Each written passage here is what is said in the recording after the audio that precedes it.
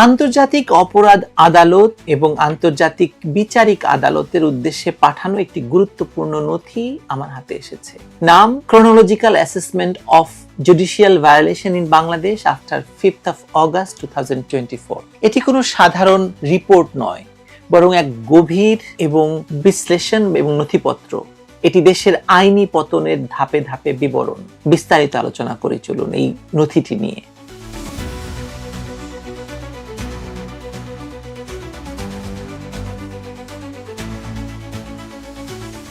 নথিটি লিখেছেন বাংলাদেশের একদল মানবাধিকার কর্মী, আইনজীবী, সাংবাদিক এবং প্রবাসী নাগরিক যারা নিজেদের নাম প্রকাশ করেননি নিরাপত্তার কারণে। তাদের দাবি 2024 সালের 5 আগস্টের পর থেকে বাংলাদেশের রাষ্ট্রীয় কাঠামো ভেঙে পড়েছে।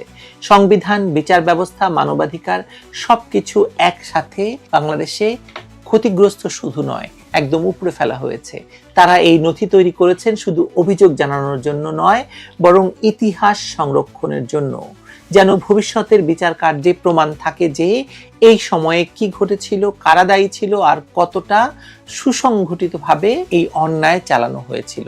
এই লেখকদের মতে 2024 সালের 5 আগস্ট ছিল বাংলাদেশের ইতিহাসে একটি ভয়ঙ্কর টার্নিং পয়েন্ট।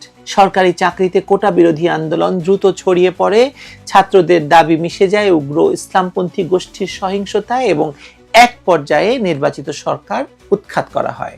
মাত্র 3 দিনের মধ্যে একটি অনির্বাচিত অন্তর্বর্তী সরকার ক্ষমতা নেয়, যার নেতৃত্বে ডক্টর মোহাম্মদ ইউনূস ক্ষমতা দখল করেন। এই পরিবর্তন ঘটে সম্পূর্ণ সংবিধানের বাইরে। রাষ্ট্রপতি এবং আদালতের পরামর্শের কথা বলা হলেও সেই দলিল আজও প্রকাশিত হয়নি। এর ফলে শুরু হয় এক অভূতপূর্ব সাংবিধানিক শূন্যতা।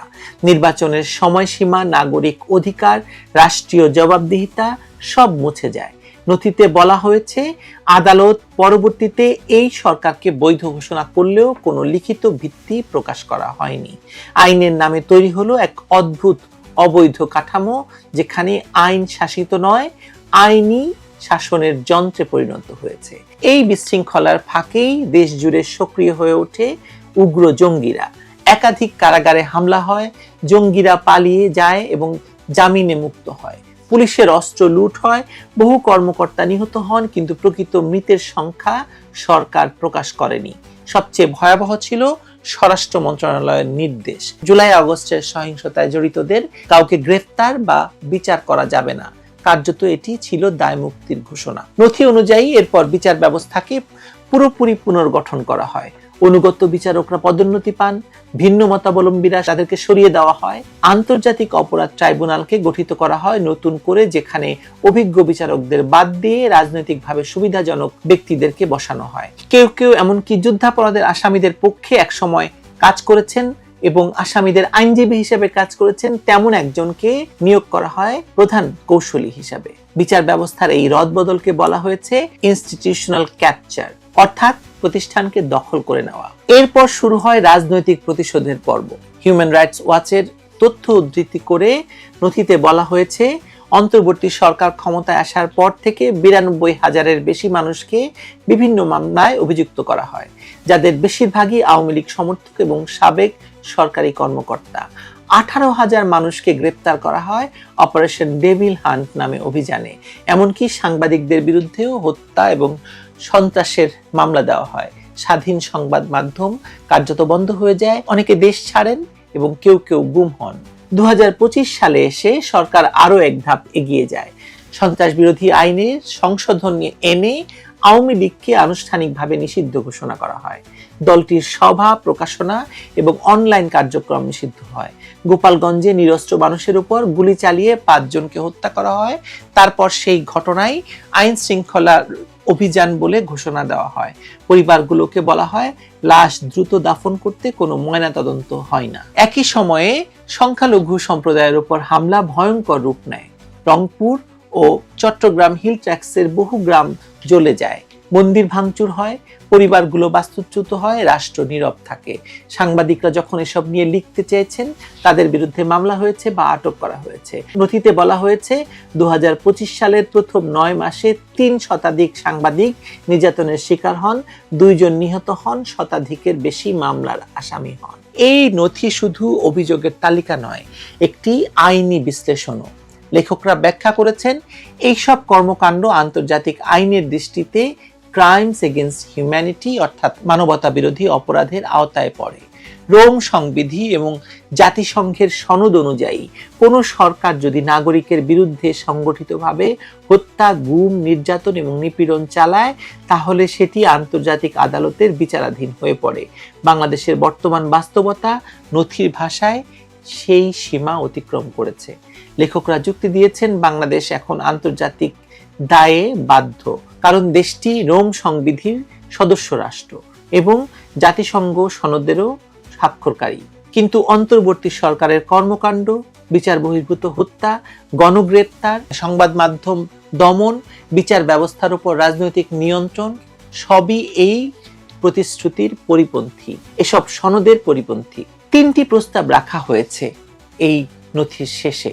প্রথমত, আন্তর্জাতিক অপরাধ আদালত যেন বাংলাদেশের পরিস্থিতির উপর প্রাথমিক তদন্ত শুরু করে। দ্বিতীয়ত, আন্তর্জাতিক বিচারিক আদালত যেন পরামর্শমূলক রায় দেয় এবং বাংলাদেশের সংবিধান এবং মানবাধিকার রক্ষার দায়িত্ব পালনে ব্যর্থতার বিষয়টি মূল্যায়ন করে। তৃতীয়ত, জাতিসংঘ ও তার অংশীদার রাষ্ট্রগুলো যেন একটি স্বাধীন অনুসন্ধান কমিটি গঠন করে, যাতে ভবিষ্যতের বিচার প্রক্রিয়ার জন্য প্রমাণ সংরক্ষণ হয়। লেখকরা তাদের নাম প্রকাশ করেননি, কেবল লিখেছেন একজন উদ্বিগ্ন বাংলাদেশী নাগরিক।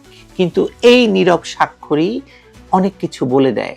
তারা জানেন তাদের কথা বলার পরিণতি ভয়াবহ হতে পারে, তবু তারা বলেছেন, কারণ নীরব থাকলে অপরাধের দায় ভাগ আপনারও হয়ে যায়। এখন প্রশ্ন একটাই, এই নথি দিয়ে তারা কি অর্জন করতে চায়? এর উত্তর খুব স্পষ্ট। তারা আন্তর্জাতিক মহলের চোখে বাংলাদেশের বাস্তবতা তুলে ধরেছেন, যেন বিশ্ব জানে রাষ্ট্রের নামের আড়ালে কিভাবে নাগরিক অধিকার ধ্বংস করা হচ্ছে। তারা চান ভবিষ্যতের কোনো আদালত, কোনো কমিশন বা কোনো ইতিহাসবিদ যখন এই সময়টার বিচার করবে, তখন প্রমাণ থাকবে যে কিভাবে, কি ভয়ঙ্করভাবে বাংলাদেশকে দমন করা হয়েছে এবং আসলে তার বিরুদ্ধে মানুষ জেগেছিল, কেউ নীরব ছিল না। নথির ভাষা খুব ঠান্ডা, শীতল, কিন্তু এর ভেতর জ্বলছে রাগ, ব্যথা আর দায়বোধ। এটি এক ধরনের নৈতিক দলিল, যা বলছে আইন যখন অন্যায়ের হাতিয়ার হয়ে যায়, তখন আন্তর্জাতিক আইন হয়ে ওঠে শেষ আশ্রয়। এই নথির উপসংহারে স্পষ্টভাবে বলা হয়েছে, বাংলাদেশ এক এমন অবস্থানে দাঁড়িয়ে আছে যেখানে হয় ন্যায় বিচার হারিয়ে যাবে, না হলে ন্যায় বিচারের পুনর্জন্ম হবে। এই নথি তারই এক চেষ্টা, বিশ্বকে মনে করিয়ে দেওয়া যে কোনো অপরাধী চিরকাল ধামাচাপা দিয়ে রাখা যায় না। তার মানে যারা এই অপরাধ করছেন তারা আসলে পালাবেন কোথায়? যারা সংবিধান ভেঙে নিজেদের অপরিহার্য ভাবছেন, যারা আইনকে অস্ত্রে পরিণত করেছেন, যারা নিরাপদ মানুষকে গুলি করেছেন, সাংবাদিকদের গুম করছেন, সংখ্যালঘুদের ঘর জ্বালাচ্ছেন, তারা কি সত্যি নিরাপদ থাকতে পারবে ভবিষ্যতে? ইতিহাসের আদালত ধীর কিন্তু নিশ্চিত। একদিন না একদিন সে দরজা খুলবেই। তখন দেখা যাবে ক্ষমতার পর্দা টানলেও অপরাধের ছায়া লুকানো যায় না।